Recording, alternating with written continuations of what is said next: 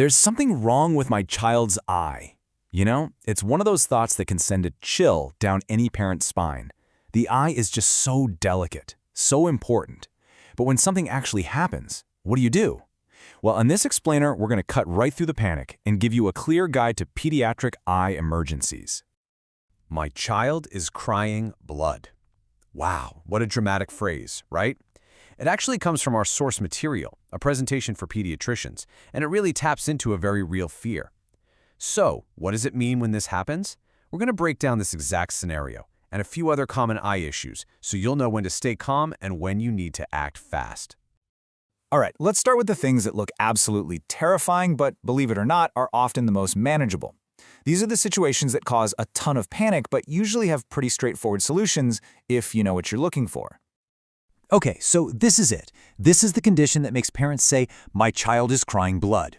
It's called a subconjunctival hemorrhage. But really, it's just a tiny broken blood vessel on the surface of the eye. Think of it like a bruise on your arm, but on the white of the eye instead. It can happen from a small bump or even something as simple as a really intense coughing fit. The result, though, is this dramatic bright red patch that looks so alarming. But here's the good news. Despite looking like something out of a horror movie, this is almost always harmless. It's what doctors call self-limiting, which is just a fancy way of saying it goes away all by itself. No drops, no patches, nothing. It'll clear up in about 10 to 15 days, just like a bruise fading away. So you can breathe a sigh of relief on this one. Next up is probably the #1 reason for a painful red eye in a kid, a corneal abrasion. It's just a scratch on the cornea, that clear dome at the very front of the eye. Your child's going to complain that it hurts, and they might say it feels like something is in their eye, even if there isn't. You know, a fingernail scratch during playtime, a poke from a tree branch, or sand at the playground, all classic causes. Now, for older kids and teens, this is a huge deal. You have to remember that a contact lens is literally a foreign object sitting right on the cornea. If there's a scratch, wearing a contact lens over it is like putting a dirty bandage on an open cut. It just traps bacteria and seriously increases the risk of a nasty infection. So no contacts until a doctor gives the all clear. Period. And if you remember only one thing about eye drops, please make it this. Never, ever use leftover steroid eye drops on what you think might be a simple scratch. Steroids can actually shut down the eye's immune response. That turns a simple scratch that would have healed on its own into a potentially vision-threatening infection. It is a really serious mistake.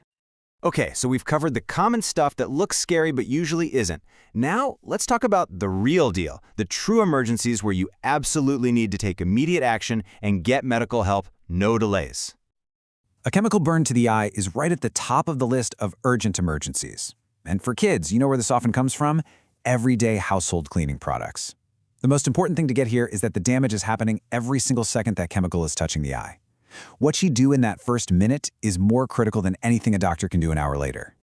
If this ever happens, your first move is not calling 911. It's getting to a sink immediately.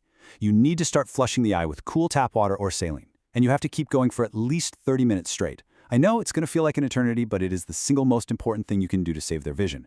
Gently hold the eyelids open to make sure the water is washing the entire surface of the eye. Then you seek emergency care. Now this is totally different from that harmless surface bleed we saw earlier. A hyphema is blood inside the front part of the eye, literally pooling between the clear cornea and the colored part, the iris. You can often see an actual fluid level of blood in there. This is always a sign of major trauma, and it means an immediate trip to an ophthalmologist to make sure there's no serious internal damage. An open globe injury. This means the wall of the eyeball itself has been punctured or torn. It is one of the most severe traumas possible, and the signs are usually pretty hard to miss. The eye might look misshapen, the pupil won't be a perfect circle anymore, or your child might say their eye feels watery. That could actually be the fluid from inside their eye leaking out. This is a 911 call, and it is absolutely critical not to put any pressure on the eye. Okay, so after a big hit to the face, it's possible the bones around the eye can break. That's an orbital fracture. You'll probably see a lot of bruising and swelling, but the single most important question you can ask your child is, are you seeing double?